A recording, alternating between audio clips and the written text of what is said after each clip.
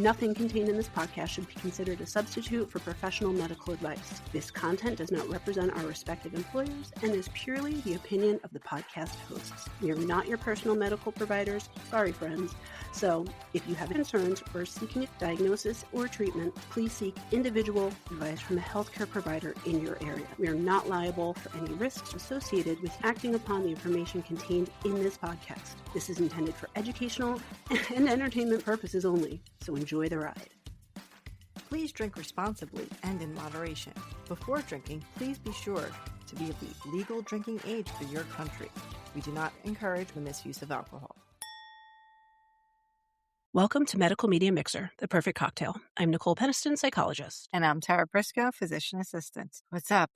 Chicken nuggets, that's what's up. I'm eating my FIFA World Cup chicken nuggies. Yeah, we were just talking about how FIFA World Cup's going to mess up our travel into New York this weekend. So I mean, I am all about the joy and the unity that FIFA is bringing, and I love seeing the TikToks, and I'm a really bad person and haven't watched any games, and I know my dad is looking down at me from heaven yelling at me because he's a huge soccer fan, and then he's like, why aren't you watching? And I don't know how he would feel about the U.S. continuing to advance because I don't think he would be mad about it, but I think he just had other team loyalties. Right. So what was the team he liked? Do you remember? Well, he did watch a lot of the popular Brit teams, which I feel like he has a biological alliance to, being from Bermuda, which is British owned. Right.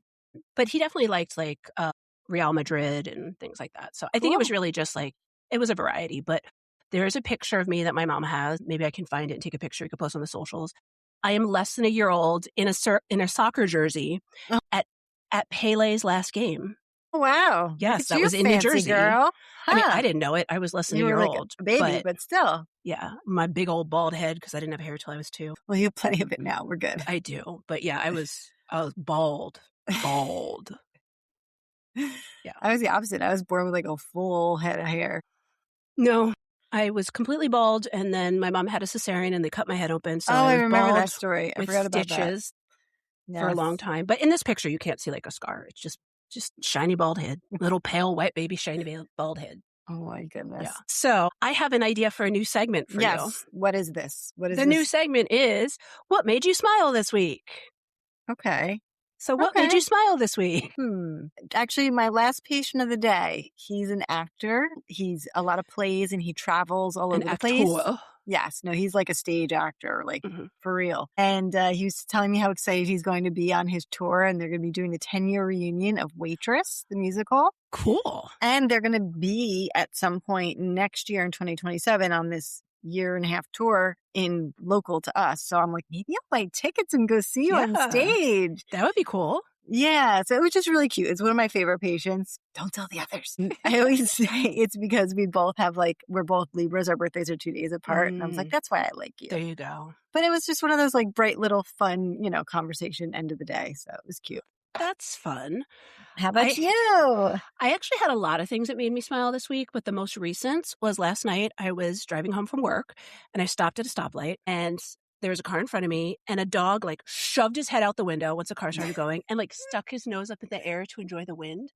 And it was just this look of bliss on his little puppy face. And then he ran to the other side of the car and did the same thing. And I was like, look at how happy he is. Joy. How can you not smile at that? Yeah, the joy in his face. That is so cute. So that made me smile this week. Happy puppy. Yeah. Well, I like it. All right. So you try and remember to bring that up every time. Okay. I'll do my best. You're lucky I remembered it for today. So I have a show that I think you've watched and mentioned and referenced that I'd never watched. I finally am watching Dairy Girls. Oh, so now, yes, that's a good show. It's out of the 3 seasons. I'm such a good show. Halfway through the second. It's a lot of fun. And I'm learning a little history. I had to Google some things because sometimes the words they say, I'm like, what is a punt? A punt purse. Apparently that's because you have your Irish pounds are your punts. So if you go into Ireland, but if you're in Northern Ireland, you're still using pounds sterling or whatever it is that the British were using. So you need a separate purse for the separate money. Yeah. But it was just funny because I had to look up a lot of because sometimes the phrases. Yeah. The phrase is definitely the vernacular, but I feel it's fun. I really like it. I like it a lot. Yeah. It's such a delightful show. It's just such good acting. Just so much humor and ridiculousness. I'm sure. Yeah. Much like I did, we get a lot of the Catholic school references. Even though it's Catholic school. I love the nun, the principal. Yes. Yeah. But what I loved about it, and I don't know if it was just the timing of all of it, I feel like we didn't really, in our education, get taught much about the Troubles because they were still happening. It was still happening. So yeah, this takes place in the mid to late 90s. It's Mhm. literally, they're like our age. Like Yeah. they're in high school at the same time we were. And so yeah, that's true. It was still going on at the time. So I like vaguely knew about I stuff, just but remember that we were taught IRA was bad and that right. even though Right. it's the name of a drink, you shouldn't say Irish car bomb because it's a real thing and it's mean. Right. And those are the only things that I knew. But Yeah. I feel like I did learn a lot about it. I really like, well, I'm not going to tell you because it's the end of the series, so I won't say Yeah. it. But Don't say that. they end it really, really well. Great. Yeah, it's I like a love it. really, like both touching, like politically, like the way they talk about, but just like for Right. the characters, it's a really good ending. Yeah. Good. I'm looking forward to I've zoomed through it in like just a few days. Yeah, it's because so because they're short episodes too. Yeah, the short episodes, there's only 6 per season. So Yeah. I've watched 9 episodes in like 2 days. Well, I don't know if you knew this fun fact about it, but I probably said it before. Brad Pitt was such a fan of the show that he actually had personally contacted most of the cast and asked them if they would be willing to do more of the show. Wow. Yeah. Jeez, that's a compliment right there. And I don't know exactly why they chose not to. Maybe just because it was like that kind of snapshot in time and it's like you can't really You can't redo you like can't that. replicate that. Like you can follow the characters, but even that would be different. So, but yeah, such a good show, Dairy Girls. And then that With Nicola Kogan. Yeah, I was gonna say the one who's in Bridgerton. Bridgerton, yes. So yeah, does she naturally have an Irish accent? Does she naturally have a British accent? That's the question. I actually think she's Australian. Is I read she said it in an interview. Hold on. She's learned different accents. I might be wrong about the Australian, but I feel like Irish. No, she's Irish. I just looked it up. But so I remember her saying something about her natural accent was different than in the show. That she had to learn a different accent. Okay. Yeah. So, but I love her. She's number one. She's gorgeous. She's hilarious. Yeah. And she's a good actress. She has a soft, relatively neutral Irish accent. So she probably had to make it a little more brash because she's from Galway versus they're from Northern Ireland and it's got a stronger accent. I also watched, it was a documentary about that same time frame. I'm blanking on the name of it, but it was about a band, an Irish band that would travel back and forth because they had fans on both sides and they were actually killed in a bombing. And how that impacted like their fans on both sides and kind of united them. Yeah. About it. Of course, I'll remember once we stop recording, but it's on Netflix. Okay. The documentary. So if you look up Irish band bombing, you'll find it. Okay. Yay. Fun stuff to Google. Yes. Lots of fun stuff to Google. Also, because we're talking about shows that we've been enjoying, I started a new show and finished a new show because I binged it. $1 Million Nannies. No, I don't know this one. It's a reality show. It sounds like it. It was a lot. And it was a lot because of the shenanigans the nannies got into. And I'm like, if this is actually like real, like true reality, y'all wouldn't get hired for all this stuff that's on TV. Right. Yeah. So it was a good show. It was a mindless but entertaining watch. Okay. So I have 2 ideas for last calls. Yeah. One is serious, one Apparently, is fun. I just got Swedish. Yeah, I want to do the last call. One of them is serious because I did watch that Motherly Instinct, and oh my God, I have so much to talk about. Girl. Yeah. The other thing is, have you seen this trend on, the TikTok and Instagram and on the talk and on the Instagram where they have you like say this phrase and then you have to say it serious, say it flirty. Say it supportive, say it. Yes. But they're like, one of them I took a picture of and the other one, I just remember the phrase. What was the one I took a picture of? That is us. That is not the picture I'm looking for. That was us. It was like our video. Oh, you've been digging in your ass is one of them. And the other one is you shaved your bush. So, like, going back over the you shaved your bush. Save it for last call. People, if you want to join our Patreon and see this ridiculousness, go for it. Well, I will also say you're asking the wrong person because both as someone who has done some acting and as a psychologist, I need to rephrase things a lot. Okay. So I have a lot of practice in this. Okay. But I just feel like I'm going to die laughing so hard that I'm not going to be able to get the words out. But I've called myself, but I've also had other people who like work in my field say that I'm extremely good at positive reframing. Okay. So you can tell me anything terrible and you can make it sound good. I can make it. Okay. Yeah, I can like explosive diarrhea. Well, now you're cleaning out your GI system. Okay. Right. Yeah, it's real good. Yes. My goodness. All right. So what kind of fanciful tales do you have for us today, my friend? Well, this was something you suggested that I had watched. And honestly, when I watched it, I didn't even consider it for the pod just because I was so WTF. Mm-hmm. But then once you made the suggestion, I took you up on it. Okay. So let me start off with my drink, which only gives a slight teaser into it.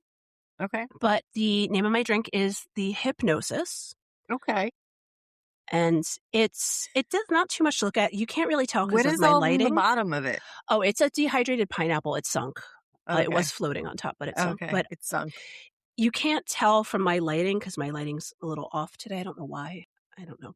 Anyway, it's a very light sea blue color. Okay. And that is because it contains 2 ounces of hypnotic liquor. I was going to say, do you use that in there? Do you remember that stuff? Yes, oh it's rancid. I hate it. 2 ounces of hypnotic, 2 ounces of Grey Goose, and it says 1 ounce of squirt citrus soda. I use 3 ounces because, like I said, hypnotic is gross. So it's not that bad once I mix it all together and, like I said, put extra squirt in there. That's the most unfortunate name for a soda. Yeah, it really is. But it's a grapefruit flavored soda. We'll just put it that way. I'm actually, guess what I'm drinking? Squirt. Fresca. No, I love Fresca. Which isn't grapefruit also. Do you know there's a new flavor of Fresca? No, I did not. It's called Fresca Citrus Twist, I think, citrus something, and it's peach and raspberry flavored. Ooh. And I really wanted to buy it, but it was not on sale, and a 6-pack was $9, and I was if I don't like it, no. Yeah, I got this with my lunch today at work. I love a Fresca. They happen to have it at the deli we're ordering from, and I'm like, okay. Yeah, I feel like a Fresca is very retro for us. It was something that moms who were on diets drank when we were younger. But it actually tastes good. It does. It tastes better than other diet things for sure. Yeah, so you could probably use Fresca in this. There you go. But like I said, I added more of the soda on top, which actually it's pretty good with the extra soda. Without it, it was just a lot. What flavor is hypnotic? I don't even know. I just remember the blue bottle. It's blue. It's blue flavored, but not in a good way. I thought I was the one who didn't like blue flavored things. Okay. It just, to me, and I might be offending a whole lot of people out there who love their hypnotic, it's very chemical tasting. Okay. It's very chemically, and it's weird because it actually has kind of a nice scent. But then once the taste is not the same. Say once it's in your mouth, but I was like, well, there's other things that could smell good, but then not. That's it. Okay. So you basically put the vodka and the hypnotic in a shaker with ice, shake vigorously, pour into cocktail glass, top with the squirt. And then garnish with a cherry or a pineapple chunk. I didn't have a chunk, so I used dehydrated pineapple, and he sunk to the bottom. But that's my drink. Pretty easy. If you add more soda like I did, it's pretty palatable. If you don't, good luck to you. And so what I am talking about today is a little film called, which this is weird because when I watched it, the title of it was Look Into My Eyes. Mm-hmm. Was that what it was called when you watched it? I don't remember what it was called. But I remember talking about this and I remember suggesting it, but I don't remember. But when I looked it up, it was called True Crime Story, Look Into My Eyes. Huh. So, and it says it was from Sundance. Now, I watched it on Hulu or whatever. Right. So maybe it originally was on there and then they've reframed it somehow. I mean, it's the same exact film and everything. Yeah. I looked at the cast, the episodes. It's literally frame by frame the same thing. It's just a little confusing. But basically, it is the story of Dr. George Kenney, who was the former principal of Northport High School in Florida, who took it upon himself to just start hypnotizing some of his students. Right. But what happened was 3 of those students died. Yeah, not so. And so the series looks into essentially trying to connect those deaths to the hypnosis. I don't know if they necessarily do a very good job of that, but definitely it's kind of a coincidence that if you hypnotize, say, 40 people and 3 of them die, those are pretty high odds. That is pretty high, yeah. Yeah. So let's get into it. I need to find my notes. So in spring 2011, in that same time frame, that same group of months in the spring, that was when all 3 of the students died. So they all died at the same time. So I think maybe that too was why they were trying to make that direct connection because it all happened around the same time. Very quickly together. So and I was wrong, he hypnotized more than 70 people. I thought it was less than that. And the majority of them were students, but not all students. And he was actually never a licensed hypnotherapist. So you said you watched this documentary, right? No, Docu-series. What I did was I saw the title of it and I was like, Nicole, this looks really good. So And you then never watched it? No, I didn't watch it. Oh my goodness. Well, then you need to watch it. Well, now I'm going to have to watch it. Well, tonight. It's either that or Dairy Girls. We'll see. A little bit of both. It's not very long. So the docuseries is called True Crime Story, Look Into My Eyes. So that is the official name of it. It came out in 2023. But he was also featured on a little show we've talked about, The Curious Case of. So that was that spin-off series that came after The Curious Case of Natalia Grace. There is an episode about that, which I also watched.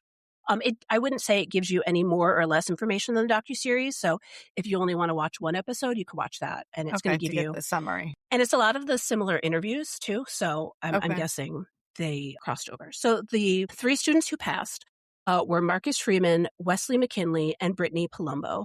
And they all had passed in separate incidents, but within weeks of each other. So to go back a little bit, Dr. Kenny, who was the principal of this school, he began working there I don't have the date when he started as the principal, but early on in his career at the school, he went to a conference where there was like a hypnotist who performed, and he thought that was awesome. And so he invited that same hypnotist to come to their school for like senior night or something. And it was like the typical kind of kitschy hypnotism where like they make you do silly things like squawk like a chicken, right? Or, pretend you're a stripper, those silly little things. But that inspired him to take a 5-day course with the National Guild of Hypnosis at the Omni Hypnosis Center in late 2009. Now, this is just like one of those little courses that anybody could take. Right. It's not making you certified or licensed or anything like that. It was just a funsies course. And then he decided to take it upon himself to then use that knowledge, as he calls it, to then begin assisting in hypnosis portions. So, like I said, they had done these things at like a senior night. And then, so they had a thing called project graduation lock-in parties. So essentially like an overnight thing. Yeah. And so he would invite the actual hypnotist. And then after a while, he just started doing it himself as part of it. Okay. And he was demonstrating on not just at the lock-in parties, but also in classes, and was performing hypnosis on the school's junior ROTC. Okay. You don't sound concerned at all about that. No, I mean, I'm just taking it in. I mean, I'm just thinking ROTC, these are kids who are eventually want to go into the military and handle guns. Right. And you're hypnotizing them and have no idea what you're actually doing. And who knows what you're actually telling them or doing. So the thing about this that I found weird from the jump was there were hours and hours and hours and hours of security camera footage from inside the school and inside of his office of him hypnotizing people. Okay. So and teachers knew that like he would pull students out to hypnotize. So I'm like, this is a very bizarre, appropriate, almost intimate thing, especially if you're doing small groups or just like one-on-one. Exactly. And so he was doing individual hypnosis sessions for various issues, including test anxiety, trouble with focus and attention, athletic performance. And he himself videotaped and documented all the sessions and had parents sign permission slips. Oh, wow. He had parents sign permission slips. So there you go. And, liability's off now. Not only that, for me, and it's one because I recently watched or rewatched, because it's not new, the documentary Michael Jackson, The Verdict. But then, thinking about other situations, I'm not saying that these people who have been convicted did things or who have not been convicted did questionable things. But in every single one of these cases, like R. Kelly, Michael Jackson, this guy, parents signed off on this shit. Right. And let it in. Right. For Michael Jackson and R. Kelly, parents dropped their kids off at these people's houses. Right. That's true. So, yes, they still did or may have done something wrong, but I feel like, and I don't have kids, so this is my non-parental opinion. But if you, as a parent, bring your 5-year-old to go sleep in a bed with a grown-ass man, and then you get mad when the grown-ass man touches a little boy, you let him sleep in the bed. Right, exactly. You are at fault just as much as the person who did that. Yes. Okay, I'm off my soapbox. Okay. But with this, the parents signed permission slips. So then, and I'm not saying they signed for their kids to die. Absolutely not. No. But then when all of these kids started coming up and saying, yeah, I was hypnotized. Yeah, this was weird. You can't be like, I don't know what happened. Right. Now, he's a doctor in education, I believe, right? He's not like Yes. a medical... Doctor of education, not a medical Right. professional by Okay. any means. Yeah. Okay. Which I'm wondering too if maybe that was part of it, why these people were signing off when they're like, he's a doctor. Like, Not but I that also feel guy. like it's not unheard of these days to know that someone has a title of doctor and is not a medical professional. Right. You get a doctor Like, in it's not like philosophy, it's like chemistry, whatever. 1975 and we didn't know. Yeah. Like, your principal's not a doctor. You know that. Even if he calls himself doctor, Right. which I also have issues with that. But anyway, so parents were signing off on this. He was doing these things. And the first student that he hypnotized in a private session, Eric Williams, said that the hypnosis actually did work. It improved his test scores really well.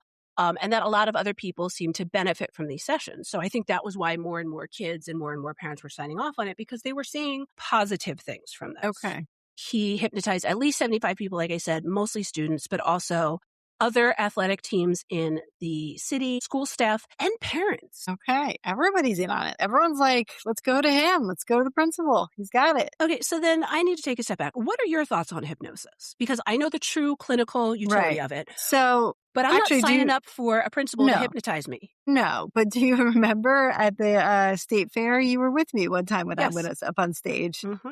So that's my experience with a hypnosis, being up stage, one of those hokey things. And also at a day camp that I worked at, they had the counselors go up and I was one of them. That is my experiences in that hokey way. I know that there are some clinical ways to help people, which I obviously will go into, but to help them. I know some of my patients to stop smoking have tried it. Yeah. And I've heard people have success with that. With smoking, yeah. Not so much with eating, because I have heard people have gone to those sessions to like reduce their eating or improve their diets. And I haven't heard as much anecdotal success with that as I have with cigarette smoking. But I've actually met quite a few people who said they've done, that couple-hour hypnosis session for smoking and never picked up a cigarette again. Yeah. I'm wondering if it's because, and I'll get into this later, part of it, from my understanding specific to smoking, is basically you're developing aversion through the hypnosis. So that way you don't have the urge to smoke anymore, where you can't necessarily do that across the board with food. So maybe that's why. Yeah, because you have to, well, that's one thing. You always say you have to eat to live, right? Exactly. So it's like you can't necessarily avoid everything and then be fine. Although I keep telling you, you have to do that movie about the people who think that they can live just on air.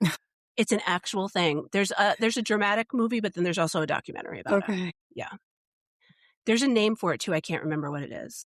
But anyway, so one particular student, they believe, had one of the more maximum number of sessions, had up to 40 sessions of hypnosis. Wow. Jeez, that's intense. Yeah, that's more than like therapy. Like it's depending on what time period. Well, I was just thinking for a school year, that's minimum once a week. Right. Probably more though, because school year is only, not the whole year. Well, and that's the thing. We don't know if people were coming to him outside of school or what, but we do know that he did do some of the hypnosis on school property. Wow. So in legal documents, he claims that he did not know that hypnosis could be harmful in some cases, which I feel like if you went to even that little training, that's probably like the second or third thing they tell you. Yeah, some sort of disclaimer on that, Yeah. And so one of the examples they use is that if someone's depressed, I can see how that could be harmful depending on what you're hypnotizing them about or what to do. But I don't know if that's necessarily the best example. Right. I would think like a better example would be like if someone has psychosis. Or someone like already has difficulty like with reality versus like their own thoughts.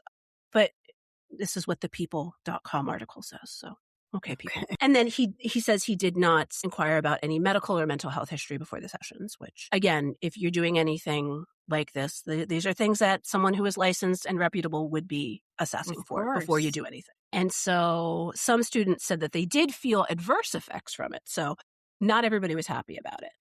There was an ROTC field trip in 2009 where he hypnotized, and I am enunciating it that way because in the documentary, lots of people call it hypnosis. Oh, no. I got hypnotized. No, there's no hip. And I'm going to tell you, it's not hypnotize anytime. It's not when Biggie sang about it. It's never, there's no M in it. No, there's no M. And no one's getting hypnotized. It's hypnotized. Okay, Nicole, sorry. I got it. I have issues with pronunciations. I do too. I do too. So anyway, one person said that he was hypnotized to smear lipstick all over his face. Okay, fun. Like, is that adverse? No, it's embarrassing and like, dumb, but like I wouldn't count that as an adverse effect. He's like, well, I was hypnotized to be told that it was sunscreen. I'm like, yeah, but did you die? Right. 3 other people did. So, like, let's reel it in, you know? But I guess they were saying, like, hey, it didn't always work out, like, as a positive for me. So I get that. And then there were other students who said that they didn't tell anyone about their hypnosis sessions for years because they were really intimidated about it. They didn't talk to their parents about it, which I'm like, so did they sign a permission slip? Right. What's that all about? This But really also, feels creepy. it's super creepy. Creepy for so many reasons. But the other thing I was thinking about too is just because you're in high school doesn't mean you're a minor. Like there are You could kids be who just happen to 18. turn Right. 18 as a senior that you don't need parents' Right. permission slip. True. So I was thinking like maybe that was the case with this particular person. But he also said, I didn't feel safe or comfortable around him and I didn't like the session. And in the documentary, several people were saying like that they just felt kind of like weirded out about it. There's this one part where, because there's video of it, I think that's why they make a bigger deal of it than it actually was. But they were saying, they were alleging maybe some sexually inappropriate stuff. When you see the video, he hypnotized someone and then they kind of fell face first into his lap. Like he wasn't like pushing their head down. But Right. like, Right. was it cool? No, No. it's not cool. And then from my understanding of the true clinical nature of hypnosis, nobody should be falling face forward into anything. Right. That's Right. not what's Right. going on. So I also wonder if there was a little bit of I'm not victim blaming, but just saying like they thought like this is how I'm supposed to act. So I'm supposed to so like I'm fall gonna forward and like, fulfill yeah, whatever it is. right. But also, like, the fact that they didn't feel comfortable, like, were they just being called down to the principal's office? Okay, we're doing your session now. You know, Yes. like if you Yes. didn't, Yeah. wow, Essentially, yeah. Like, yeah, your turn. Come on. So, yeah, that was that. Another student said that they got lost in a hotel after he hypnotized them to see numbers in a foreign language. Now, wait, unless it's like Japanese, right, numbers are the same in other languages. right, correct. Unless like the literal numeral writing is different, they're the same. So I don't know Right. about that either. And then he woke up wearing pantyhose and lipstick. Okay, don't know how that happened. Exactly. And that's my thing. Like, is he hypnotizing you to do that, to put on pantyhose and Right. lipstick and then wake up? Or is he hypnotizing you to focus more in math class and then that happened? Because those are two different things. Or is he like disorienting you in some way? Right, Yeah. which is different. So one thing I'm going to say now, because it comes up in what I'm about to talk about, but it also comes up later, is in a theory, when we're talking about what true actual hypnosis is, it's the same thing as meditation, where you're putting yourself into a calmer state. Maybe you're a little bit less focused, but you're focusing on a mantra or something that's in your mind.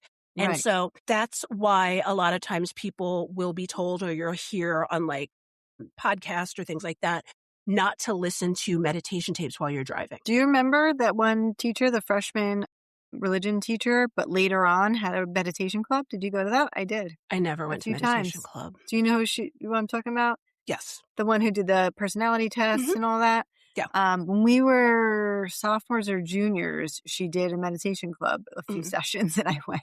Yeah. And so that's the thing. Like meditation is not bad. It's just you need to do it in a safe and correct place and time. Mm-hmm. And so I bring that up because the first person who passed, he essentially went into a trance while he was driving. That caused the car accident, which then in turn killed him. And so basically this person was driving a car. His girlfriend was in the car with him and she saw like just a weird look on his face and then he wasn't responding and she's like, what's going on? Like, wake up.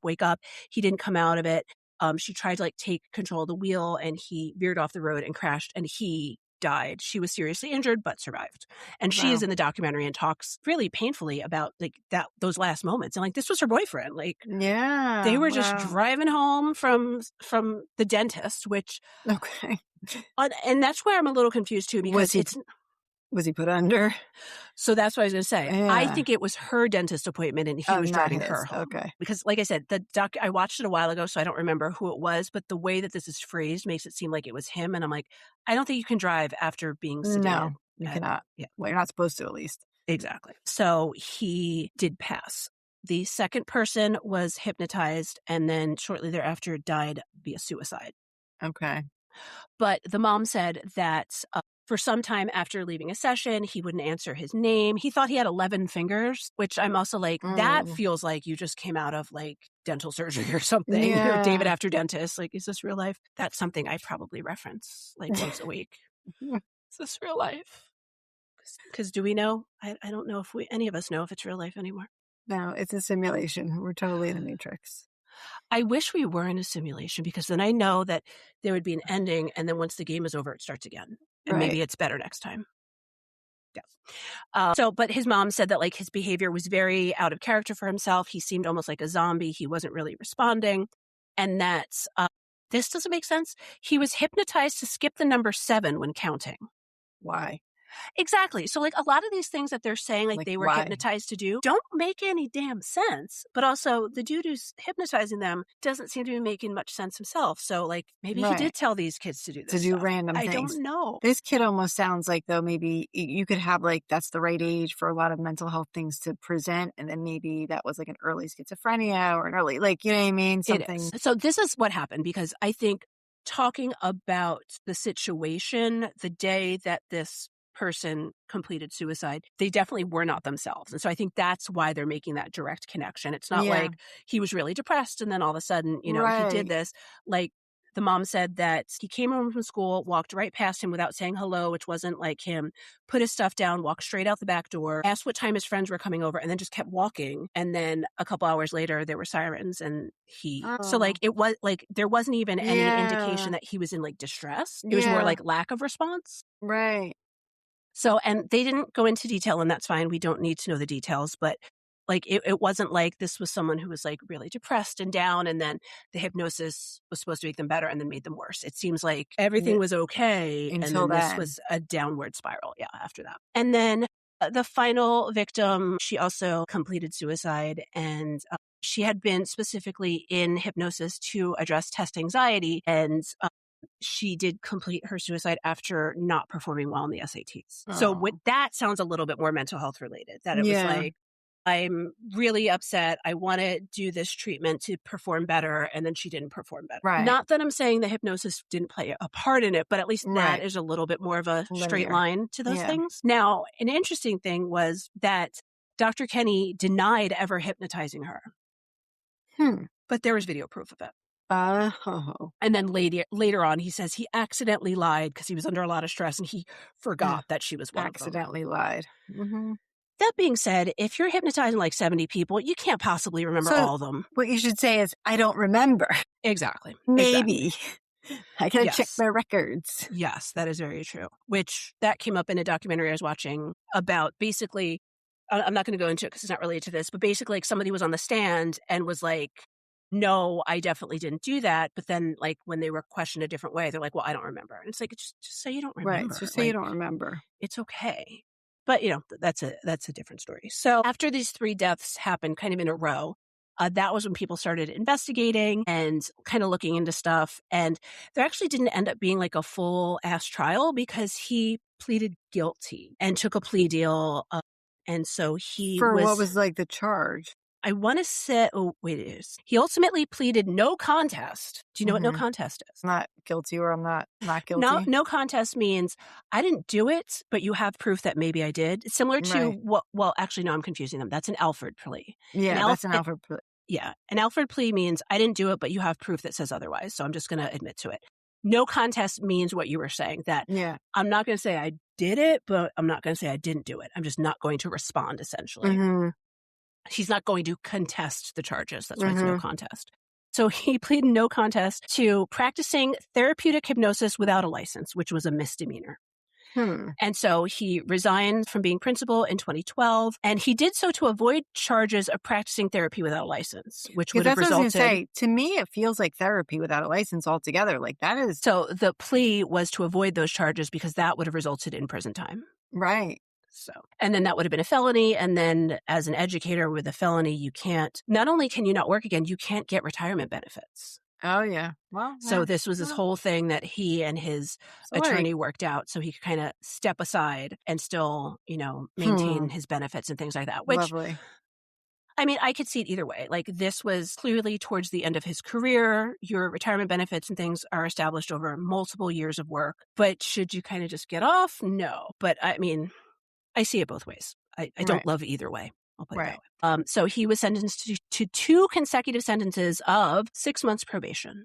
Oh, so really? a year of probation and 50 Wow. hours of community service. Come on. Meanwhile, 3 families lost their children. Yeah, really. I mean, see, to me, it's clear cut. Practicing therapy without a license. Yeah.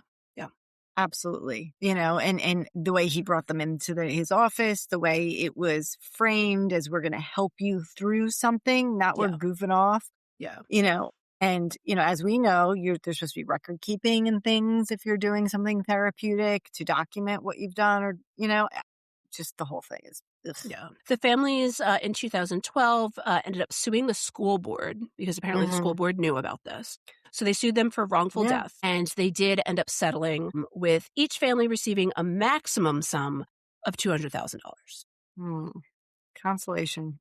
And I was going to say, It's I always like- go back and forth because anytime someone is getting money for a death, it's never going to be enough. No, of course not. But also, if you're coming to the point where you're doing essentially a civil suit, like you've put a number on it. Right. You've come to an agreement that this is going to be enough for me to let this go and move on with my life or step away from this fight. So Right.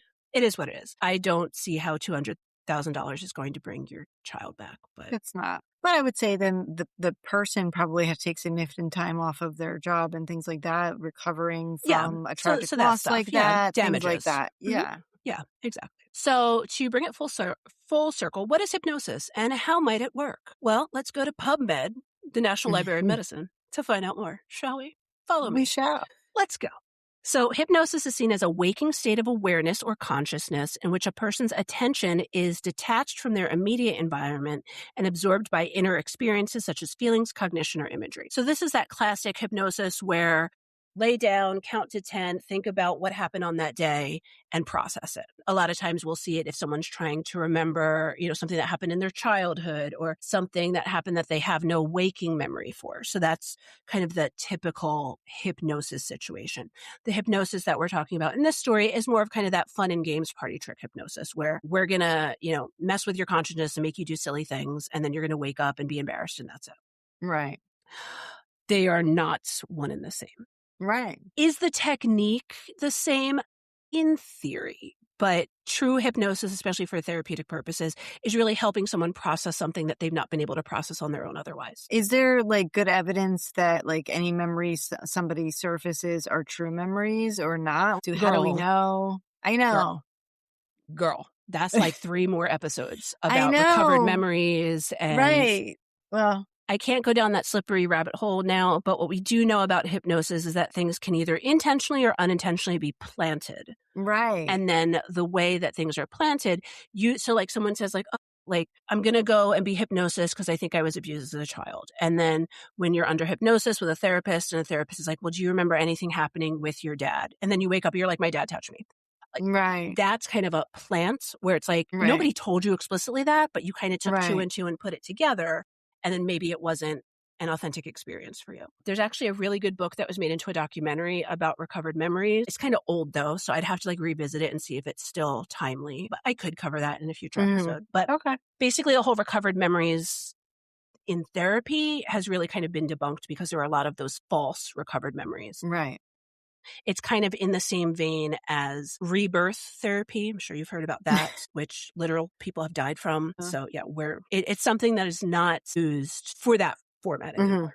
So it's a focusing of attention or imagination to a point that what is being imagined feels real. And so this is, like I said, where it kind of is on the borderline of meditation, where say you get really anxious talking on stage, but then you have to talk on stage for work.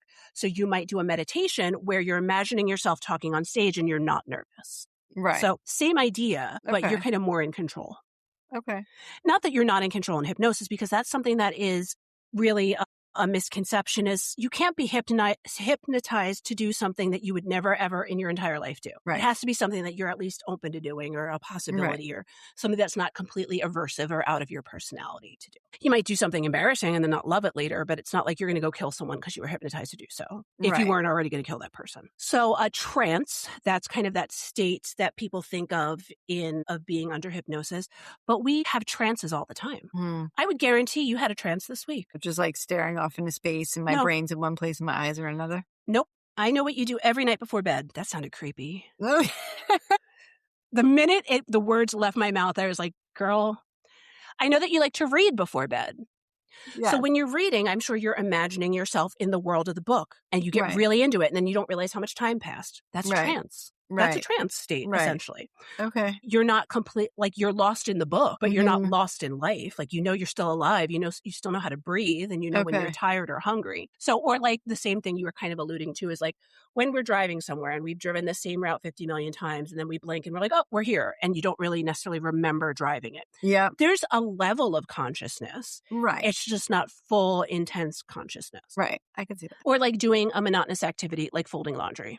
You've Mhm. probably gone into a trance while folding laundry before because you're just Yeah. like, okay, same thing over and over again. So Yeah. these things can happen on a daily basis, but they're still under our control. Hypnosis can be seen, like I was saying, as a meditative state where you're either where it's more conscious and deliberate.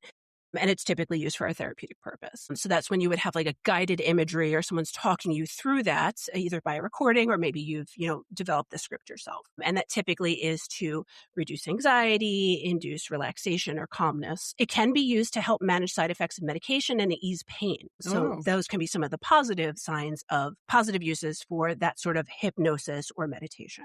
Depending on the suggestions given, hypnosis is typically a relaxing experience. Right. However, the main usefulness of a hypnotic state is the increased effectiveness of a suggestion and access to mind-body links or unconscious processing. So like I was saying before, trying to clarify, maybe you've got bits of a memory and you want to fill in the blanks, things like that. But again, it's very open to suggestion. So you want to be making sure that you're working with someone who, knows what they're doing. So now this part gets a little tricky because I understand what it's saying and why it's worded this way, but for the layperson, it can be confusing. Hypnosis in itself is not a therapy. Okay.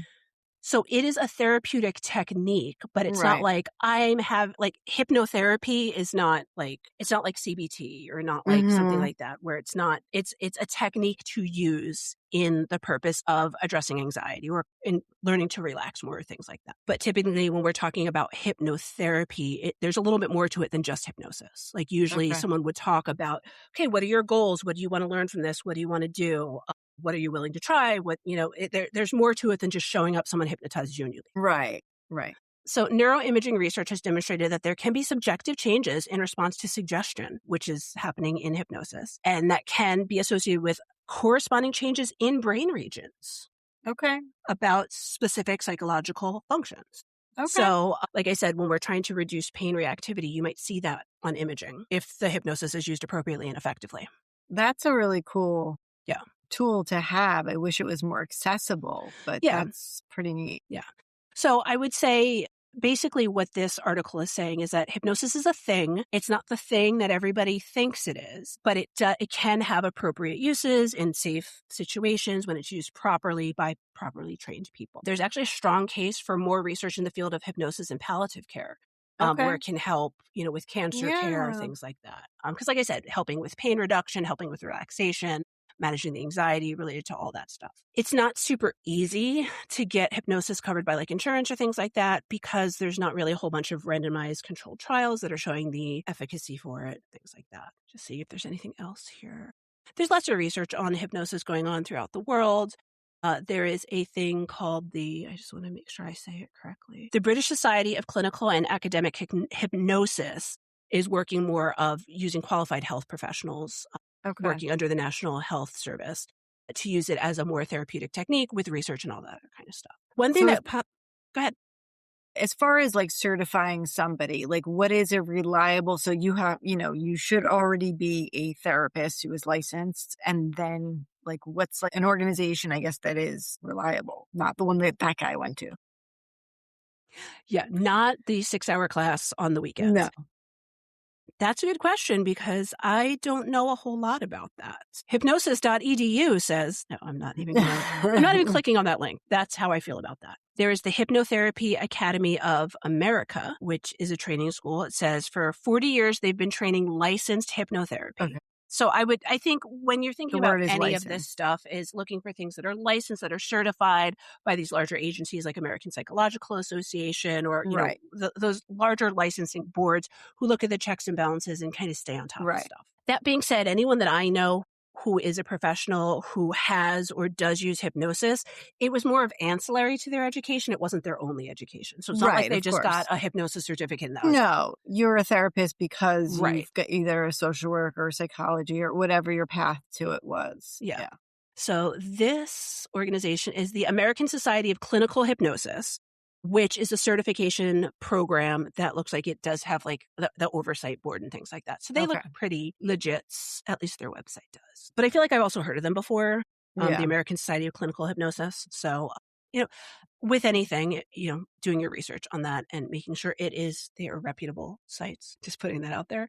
What else? Let me see if there's anything else I wanted to add about what hypnosis is. Reducing pain, quitting smoking, reducing anxiety, treating depression, ironically, this website says. And it's Johns Hopkins medicine. So Okay. I don't think Johns Hopkins would steer us wrong. Neither No. Johnny nor his pal Hopkins would.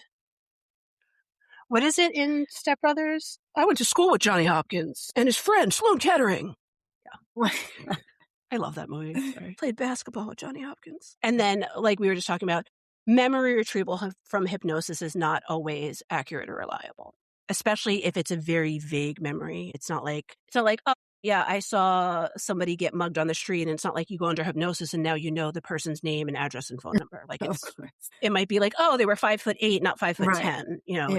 It's not as specific. Myths of hypnosis. It does not make you lose control, surrender your will, or result in being dominated. But a hypnotic state is not the same as being gullible or weak. Okay. I do know that some people are more easily hypnotized than others, and I thought I had why. So I felt like because I did those two hokey things that I was fairly easily hypnotized, which I would not think of. And maybe myself back then when I was in my 20s is different than myself now. But I remember being able to do that and also being capable of doing meditation pretty easily, whereas now I'm not sure if I could shut everything off. Right. I mean, I was going to say in general, like with meditation or things like that, it's the level of defensiveness or belief in it. That definitely has something to do with it. Sorry, I just scrolling this to say, and that organization I said before, they did say that is a reputable site for training in hypnosis. Can hypnosis be used as sole anesthesia for surgery? I'm not going for it. Not at all, my friends. But a brief video shows segments from a surgical procedure to repair an umbilical hernia while using self-hypnosis as a sole anesthetic. Okay. The patient was alert and interactive during the entire process. Fun. No. I mean, I'm sure they used a little local, but still. No, ma'am. Give me all of the give me the drugs. Anesthesias. If you're cutting into me, I do not want to be I need a alert nap. and awake unless absolutely necessary. And even then, I'm not going to be happy about it. Hypnosis and dentistry. American Society of Clinical Hypnosis is referenced many times in this article. Oh, because it comes from them. Sorry, that's why. Clinical Hypnosis Day. Ooh. Guess what day that is? Is it coming up? No. I said it way too excited. I thought maybe it was like, oh, we just happened to get the right time. No, May 23rd. Oh, it passed. Okay. Why May 23rd, may you ask? May the 23rd be with you. I don't know. The 23rd be with you. Do you know it's what gonna be May? No, yeah, I know, May the 4th be with you. No, I know. I don't know. There's a lot of May puns, but because it is Franz Mesmer's birthday. Mesmer holds a special place in hypnosis history, bringing this powerful healing modality to the public's attention in the late 1700s. So that's where we get the term mesmerized from. You didn't know that, did you? I didn't know that. Yeah. I figured that would have been something you would have known. I don't know. And then it ends with, have fun celebrating Clinical Hypnosis Day. Yay. And then they have the video of the surgery with hypnosis. Oh, my goodness. If you so want to partake. I don't need to. I don't need to watch Holly self-hypnotizing herself and then being cut open. Weird. Holly, may the 4th be with you. You're fine. And also with you. Yes. That's our Catholic school upbringing coming up. I feel like you have to say, and also you have with to. you. Like it's required. It's just ingrained. Because when else in life do you say, may the blah, blah, blah, blah? Never. It's only when it's also with you. Yes. Peace be with you, my friend. And also with you. See, I was going to say, you're leaving me hanging here. I can't not do it. I was trying not to do it. She doesn't want peace to be with me. Remember you guys to turn around and shake random strangers' hands and be like a little kid? They don't do that post-COVID. At least I don't think so. I don't go to church that often. But I'm pretty sure post-COVID they kind of put the snafu on that and just said, just wave. Yeah, just wave. Hi. I'll give you an air fist bump. We'll pretend. elbow Yeah. bump. Yeah. I don't need to shake your hands. I don't need to No. shake your dirty hands. Too You many just came out of the germs. bathroom. You're fine. Jesus may love your germs, but I do not. Exactly. Yeah. So that's all I've got for hypnosis. So that was a I like wild, it. wild story. Yeah. I feel like it was a little anticlimactic because we kind of wanted more to be done or more to be I explained, and they know. just really couldn't. So I know. But yeah, that guy is creepy. Like, what kind of, I guess he thought he was doing something good, but like it feels very overstepping, like just very. it feels overstepping. And I just I keep going back to why, as a parent, would you sign up on a permission slip for your weird ass principal to hypnotize your kid when you No, know he has no training in it? He never exactly. said he had training in it. He said he went to this one day thing. I'm gonna do it now, and everybody's like, cool, cool, cool. No, Like even like their school psychologist or something, I'd be wary about it. Like I'd like to be more involved. yeah. Well, and they never mentioned a guidance department per se or school psychologist. So I feel like they probably were nope and right on out of there. And we're Yeah, like, I'm not touching that. At least I would hope so. I don't- Stranger things have happened. I'm sure we'll cover some of them at some point. I mean, we cover them every week. So Yes, all the wacky stories. We'll just wait way. for next episode. Oh, guess what? My pineapple resurfaced. It's swimming. She came to the surface again. What happened? I don't know. Is she bubbling or anything? Oh. Why would she come to the surface? I don't know. I don't know. I don't know. All No, she's not really bubbling. She's just floating. She's just floating. All right. Okay. So we'll wrap it up till the next time. So thank you for listening to Medical Media Mixer. Perfect cocktail. Cheers. Thanks for tuning in to this episode of the Medical Media Mixer podcast. If you enjoyed the conversation, don't forget to subscribe, rate, and review us on your favorite podcast platform. Your support helps others find the show. Want to keep the conversation going? Follow us on social media. We're at Medical Media Mixer Podcast on Instagram, Facebook, TikTok, YouTube, and on Pinterest, the Medical Media Mixer board. If you'd like to support the show and help us grow, check us out on Patreon. Patreon.com/Medical Media Mixer Podcast. And on Buy Me a Coffee, buymeacoffee.com/Medical Media Mixer Podcast. If you have a topic idea, feedback, or just want to say hi, send us an email at medicalmediamixer@gmail.com. You can also stream all of our episodes and find more info on our website, medicalmediamixer.podbean.com. We're available on all major podcast platforms, so no matter where you listen, we're there. Thanks again for listening, and until next time, keep mixing medicine and media.